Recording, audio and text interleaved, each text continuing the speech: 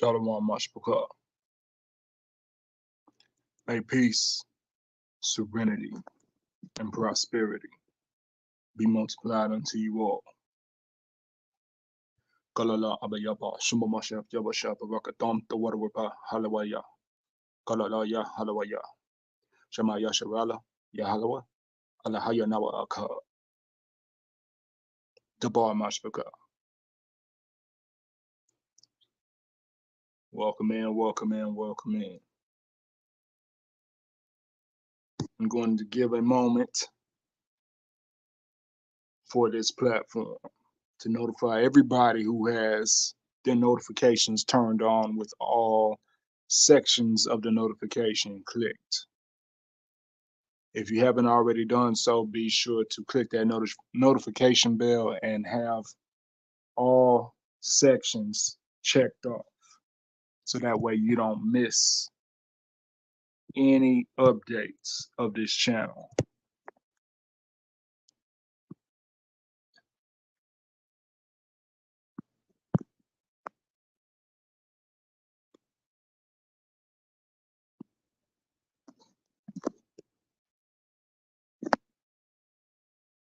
I'm gonna give another moment for YouTube to push out the appropriate notifications before we begin this lesson. Now, this will begin part one of the series of understanding the return of Yahushua Mashiach. That's the concentration here in this series. This will be part one of this series of having a firm understanding of the return of Yahushua Mashiach, which the world knows as Jesus Christ.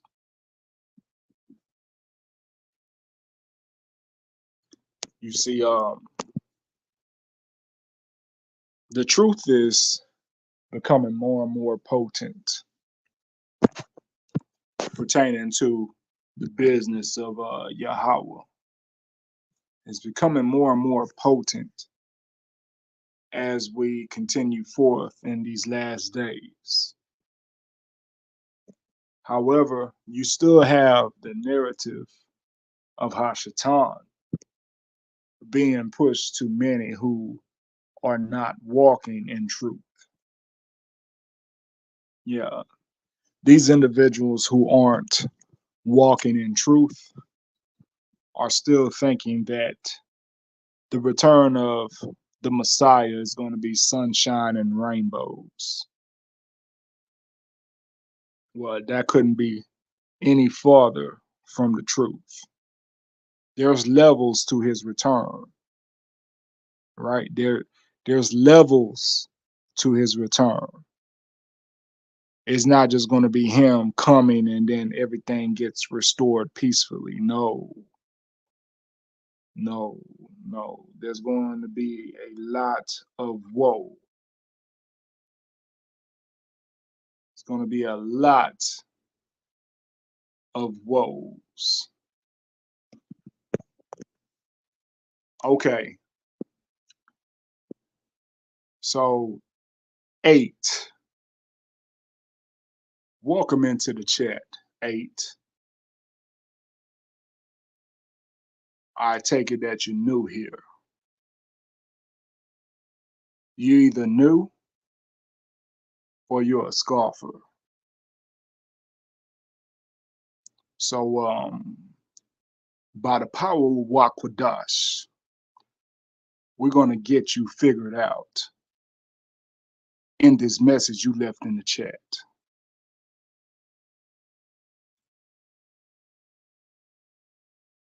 As you posted, deliver you from the demon that owns your soul. So you're asking me to deliver you from the demon that owns your soul. So, 8, since you dropped that in the chat, and I'm going to entertain this for a second, and then I'm gonna get straight to what the Most High has called me to do in this live stream. My question to you, 8, is why does a demon have ownership of your soul? And why are you coming to me to deliver you from a demon that owns your soul? Why does the demon have ownership of your soul? How does a demon have ownership of your soul? Because from what I know in our holy knowledge, the Most High, Abanawa Yahweh Al Shaddai, is the Father of all spirits, both good and evil, both angels and demons. So tell me, how does a lesser entity such as a demon have possession of your soul?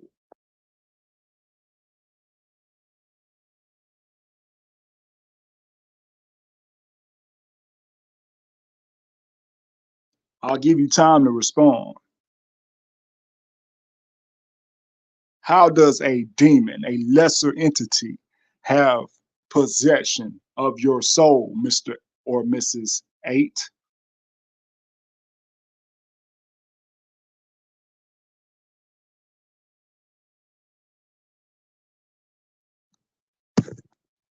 The Spirit has called it out.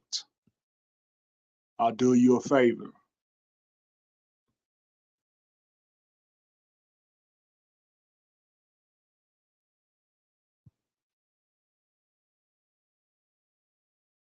All right. Let me see if I can remove his comment, his or her comment off the screen.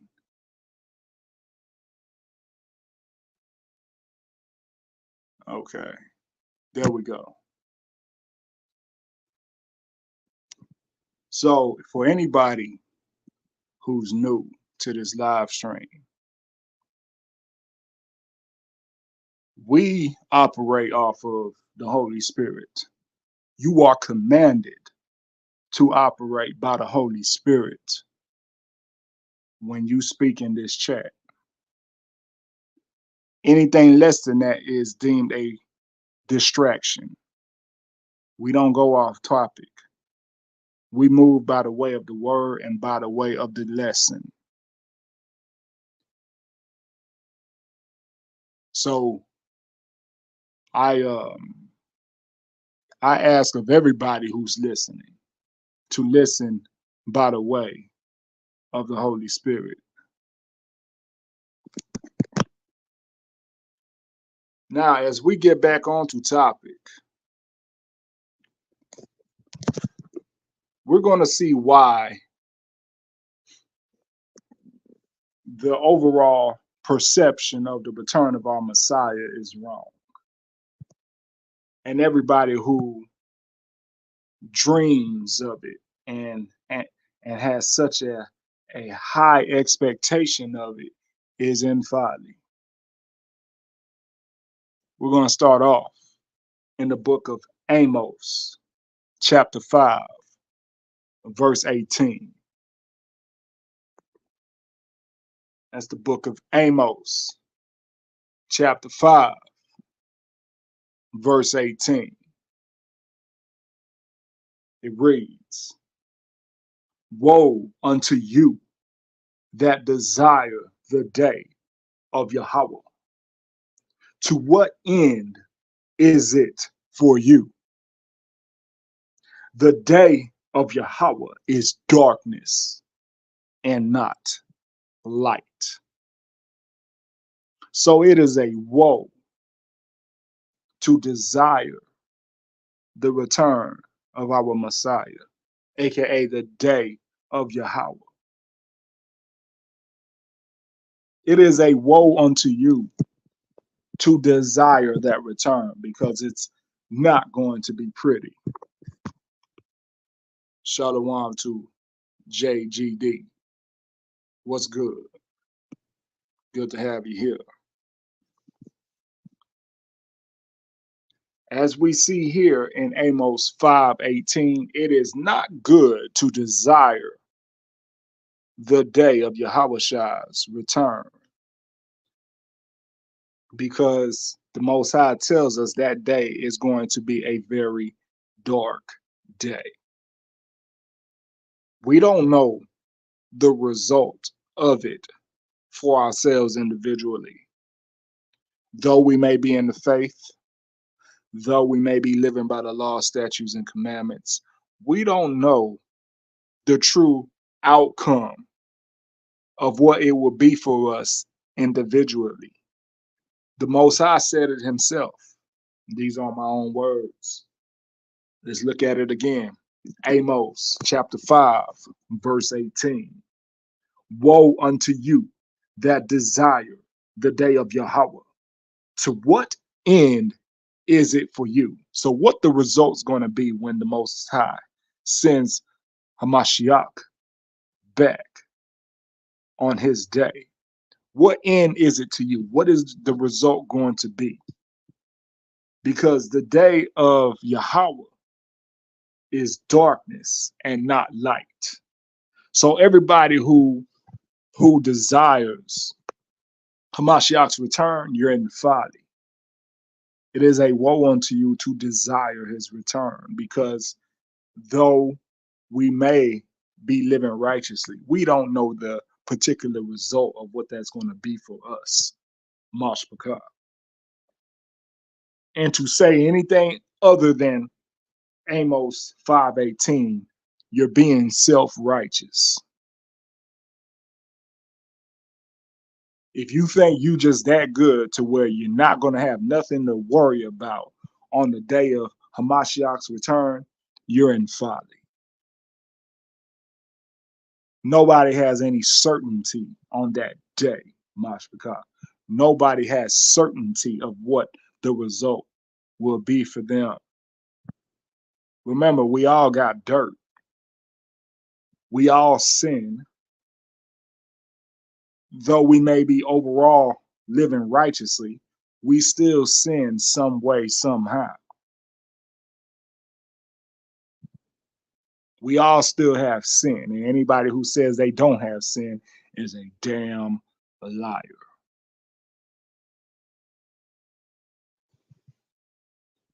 Amos chapter 5, verse 19. As if a man did flee from a lion, and a bear met him, or went into the house and leaned his hand on the wall, and a serpent bit him. Shall not the day of Yahweh be darkness and not light, even very dark and no brightness in it? So the Most High gives us further context in Amos 5:19 on how the day of Yahweh with Hamashiach's return will be. It said the day of Yahweh, aka Hamashiach's return, will be as a man who runs from a lion just to run into a bear, or go into the house, into his comfort zone, and lean his hand against the wall just to get bitten by a venomous snake.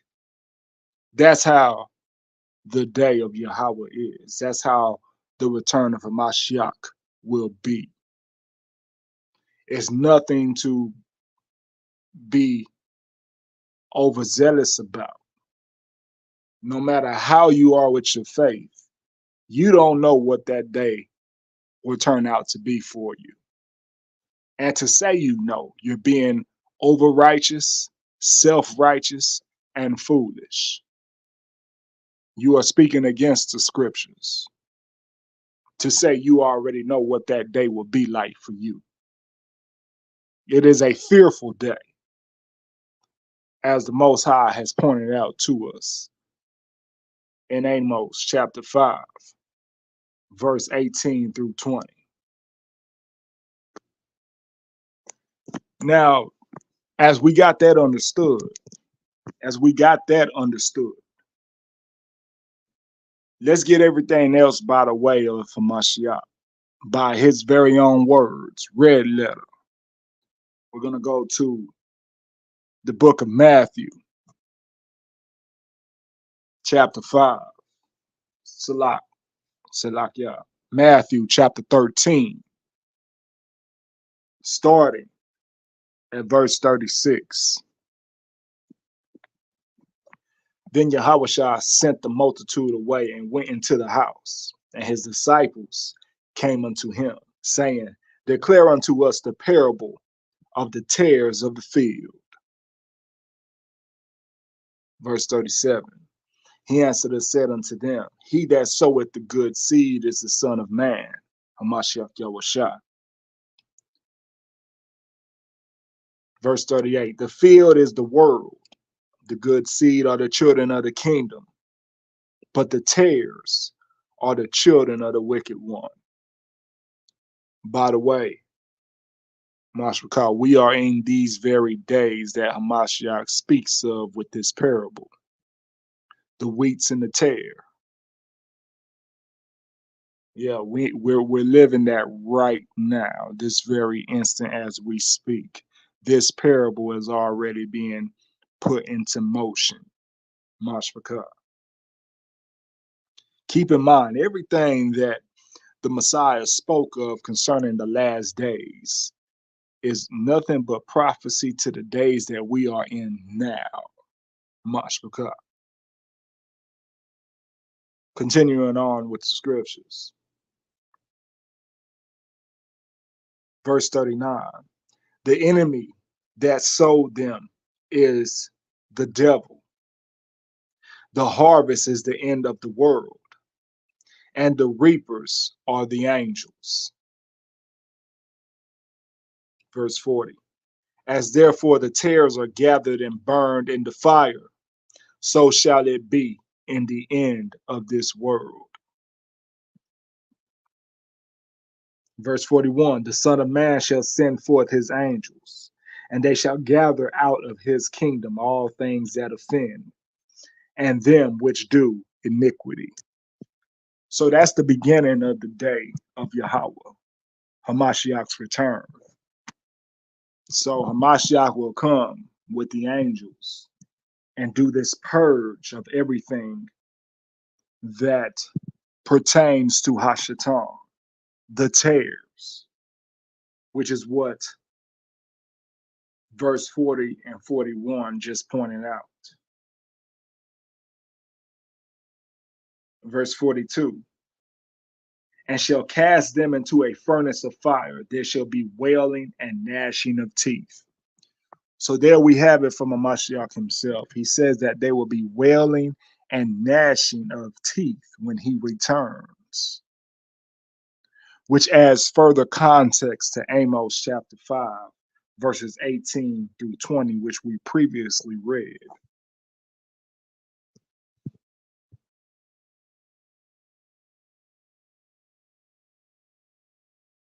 Verse 43. Then shall the righteous shine forth as the sun in the kingdom of their Father. Who hath ears to hear, let him hear. So this is where the unlearned gets it all misconstrued. Anytime they talk about the return of the Messiah, they're not really talking about the Messiah of the Bible. They're talking about Caesar Borgia. That's why they skip all the bad parts every time they speak on this. They always talk about what we just read here in Matthew chapter 13, verse 43. They always talk about the end result. They never talk about the beginning, where there's wailing and gnashing of teeth, where the wicked is getting purged out. Yeah, it's going to be a very dark day, a very blood-ridden day when Mashiach returns in those chariots and with those angels. It's not going to be pretty. It's going to be such a fearful thing that even the very elect will be fearful. Nobody will be, quote unquote, safe at the beginning. But see, the world always jumps to the end. Oh, yeah, he's going to come back and bring peace to the earth. Well, how does he bring that peace to the earth? He brings that peace to the earth with a sword. JGD says, facts. When I was in Christianity, I never heard any of this. Con. That's because Christianity is only telling half truths. Christianity is telling you all the smooth things. They're telling you all the sunshine and rainbows along with all your feelings and everything that feels good, and just a misinterpreted doctrine from people who don't know Yahweh truly. That's why we heard that in Christianity. That's why we heard that, because the founders of Christianity don't know what they're talking about. The founders of Christianity sacrificed to devils, and they didn't sacrifice to Yah. We know Christianity was founded by the Gentiles. It wasn't founded by the Hebrews. So that's why you don't hear this truth. We're going straight to the truth. And the truth is by the word of Yah.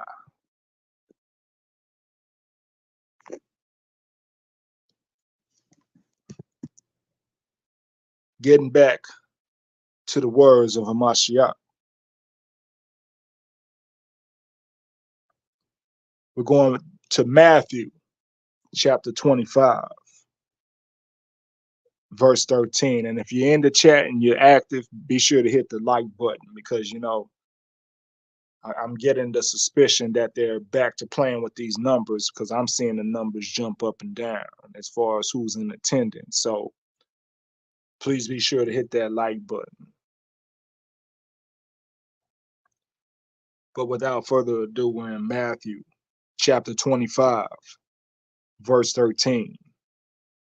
Mashiach says, watch therefore, for ye know neither the day nor the hour wherein the Son of Man cometh. So when all this stuff takes place, we're going to be blindsided. Everybody's going to be blindsided. Nobody's going to know when it happens. We're all going to be blindsided by these events of the Messiah when he returns on the day of Yahweh. Verse 14, for the kingdom of heaven is as a man traveling into a far country, who called his own servants and delivered unto them his goods. And unto one he gave 5 talents, to another 2, and to another 1, to every man according to his several ability. And straightway took his journey. So to interpret this accordingly, Mashiach is talking about the gospel that he left here with this parable of the servants and the talents. He's talking about the gospel. So all of us who consider ourselves followers of the Mashiach, the talents is the wisdom, knowledge, and understanding provided by Mashiach. And we're the servants. And we are to multiply those talents that he left us by the way of this gospel that he left. Our due diligence is supposed to multiply the knowledge, wisdom, and understanding among the earth to others. No worries. We're going to see here in the scriptures. Verse 16. Then he that had received the 5 talents went and traded with the same, and made them other 5 talents. And likewise, he that had received 2, he also gained other 2. So see, this is the multiplication. This is the spreading of the knowledge, wisdom, and understanding left of Hamashiach. The knowledge, wisdom, and understanding is the talents, Mashpakah. Verse 18, but he that had received 1 went and digged in the earth and hid his Lord's money. So that's the individuals who receive the knowledge, wisdom, understanding, but don't take it seriously. They just tuck it away. They may hear it, they may listen, but they just tuck it away. They don't produce any fruits with it. They're not multiplying that knowledge, wisdom, and understanding, right? They're not being fruitful with it. They just stash it away. They hear and stash it away. They don't put it into action, and they don't spread that knowledge, wisdom, and understanding in any shape, fashion, or form. That's what we're seeing here in Matthew chapter 25, verse 18, by the way of the Mashiach, speaking on this parable. Verse 20. And so he that had received 5 talents came and brought other 5 talents, saying, Lord, thou deliverest unto me 5 talents. Behold, I have gained beside them 5 talents more. Verse 21. His Lord said unto him, Well done, thou good and faithful servant. Thou hast been faithful over a few things. I will make thee ruler over many things. Enter thou into the joy of thy Lord. Verse 22. He also that had received 2 talents came and said, Lord, thou deliverest unto me 2 talents. Behold, I have gained 2 other talents beside me. Salakia, beside them.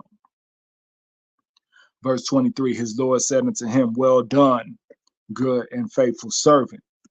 Thou hast been faithful over a few things. I will make thee ruler over many things. Enter thou into the joy of thy Lord.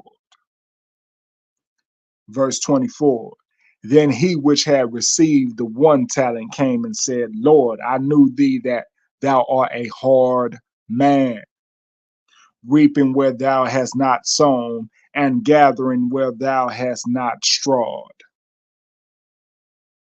So let's examine that statement there, Mashiach, in Matthew chapter 25, 24. So Mashiach is revealing to us that he is a stern man. He's stern. He's not all soft and sweet like they make him appear to be through the image of Caesar Borgia. Mashiach Yahushua was a very stern man. And those who can accept that have this same attitude as this wicked servant that is being examined right now through Mashiach's parable.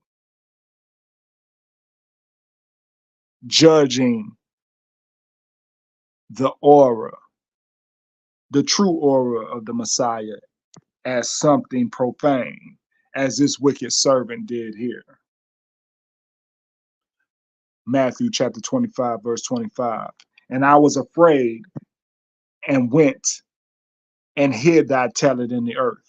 Lo, there thou hast the Salat, there thou hast that is thine. Matthew chapter 25, verse 26. His Lord answered and said unto him, Thou wicked and slothful servant, thou knewest that I reap where I sowed not, and gathered where I have not strawed. Thou oughtest therefore to have put my money to the exchangers, and then at my coming I should have received mine own with usury. That's the interest gained from the multiplication done with such an investment as the gospel, Mashpakah.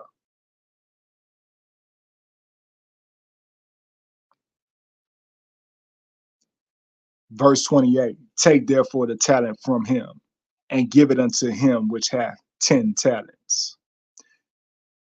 Verse 29, for unto everyone that has Salakia, for unto everyone that has shall be given, and he shall have abundance.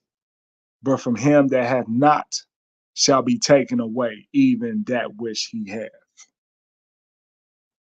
Verse 30, and cast ye the unprofitable servant into outer darkness. There shall be weeping and gnashing of teeth. So again, by the very words of Mashiach Yahushua, he tells us again that there's going to be weeping and gnashing of teeth.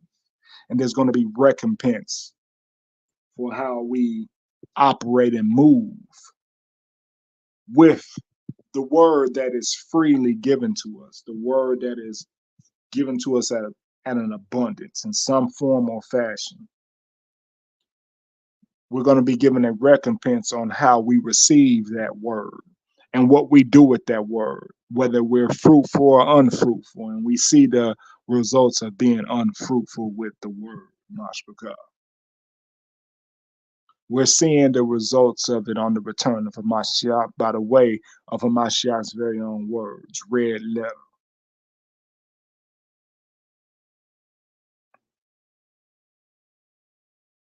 Mark chapter 13, verse 19. For in those days shall be affliction. And here Mashiach's talking about the last days, which we're living in right now. For in those days shall be affliction, such as were not from the beginning of the creation which Yah created unto this time. Neither shall be. Verse 20. And except that the Lord has shortened those days, no flesh should be saved. But for the elect's sake, whom he had chosen, he has shortened those days, or shortened the days. Salak, Yah. So we're experiencing that right now, Mashpaka, whether you're conscious of it or not. The days have definitely gotten shorter. It almost seems like years are just months. Months are weeks. Weeks are days. Days are just hours. Hours are just minutes. And minutes are just seconds. That's how fast time has been moving. If you look at it right now, we're already in the middle of this Gregorian calendar. On this Gregorian calendar, we're already halfway done with the year.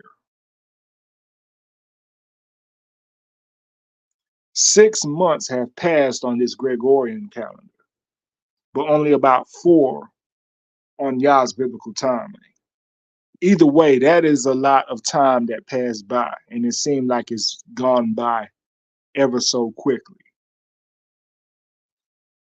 Well, that's the prophecy being fulfilled. If you notice how fast time has been going lately, that is this very own prophecy of a Mashiach Yahweh being fulfilled in these last days.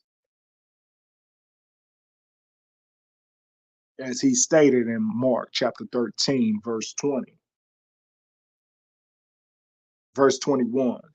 And then if any man shall say to you, lo, here is Mashiach, or lo, he is there, believe him not. So we already know that's a red flag. Somebody saying, oh, this is Christ. This is the Messiah. We already know that's a red flag by the way of Mashiach here in Mark chapter 13, verse 21. Verse 22.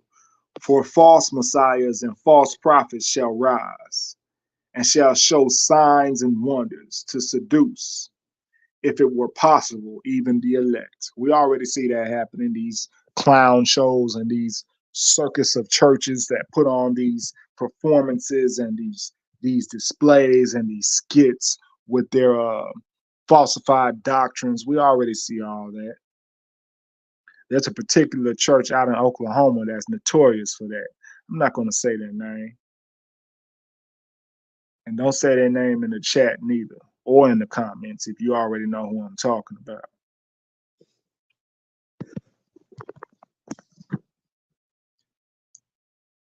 Verse 23. But take ye heed, behold, I have foretold you all things. Verse 24. But in those days after the tribulation, the sun shall be darkened, and the moon shall not give her light. We haven't seen that yet, but we know it's coming. And the stars of heaven shall fall, and the powers that are in heaven shall be shaken. And then shall they see the Son of Man coming in the clouds with great power and glory. So we already know that these clouds are the chariots of the Most High.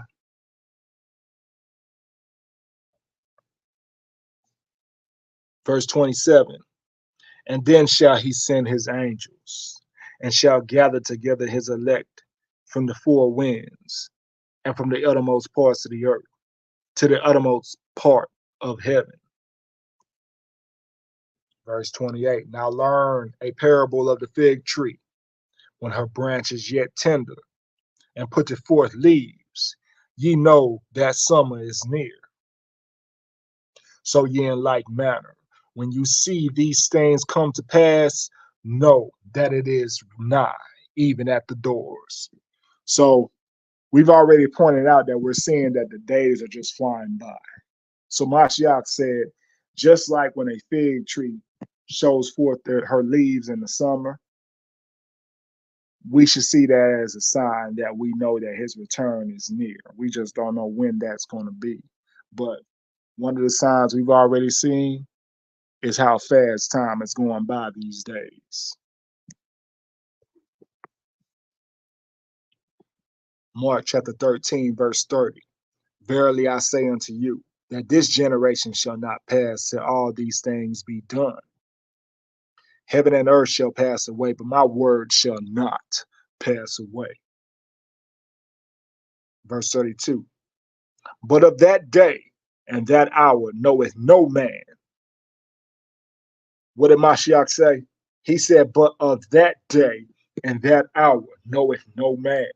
No, not the angels that are Salak, not the angels which are in heaven, neither the Son, but the Father. So see, that lets you know how unlearned the masses are, because there have been several widely made claims and statements of a rapture and the return of the Messiah, and people fell for it like kids running for candy. They just fell for it. And all type of detrimental stuff happened to many people because they fell for such foolishness. Mashiach said, no man knows when this day is going to be. Not the angels in heaven, not even himself, but the Most High. So if any man here on this earth, any person made out of dust and ash, talking that noise, talking about the Messiah is returning on this day and this time on this date, Mashiach said, hey, they don't know what they're talking about. They lying, because I don't even know the day of my return. I don't even know the day of my return, is what Yahushua Mashiach is saying here in Mark chapter 13, verse 32. Now I want to jump all the way to Luke chapter 21, verse 28. This is Luke chapter 21, verse 28. And when these things begin to come to pass, then look up and lift up your heads, for your redemption draweth nigh. Oh yeah. So Yasharala, these things come to pass, look up, because redemption is coming. The redemption is near. So look up. Look up and notice the signs of the heavens. Look up and be aware of all these prophecies of a Mashiach being fulfilled, because redemption draweth nigh. And verse 27, Luke chapter 19, verse 27. But those mine enemies, which will not that I should reign over them, bring hither and slay them before me. That is words of Hamashiach Yahushua, aka Jesus Christ. He said those people who refuse for him to reign over them, he made a direct commandment for them to be brought to him and slayed, which is going to be a part of the wailing and gnashing of teeth that was previously mentioned by the way of Messiah. in the last few scriptures we just read. So this concludes part 1 of understanding on the return of Mashiach. Be on the lookout for part 2. Part 2 will be on Patreon. So all Patreon supporters will get further clarification and edification and understanding on the return of the Messiah. We'll get deeper into that in part 2. But in the meantime, be blessed and may peace, serenity, and prosperity be multiplied unto you all. Shalom.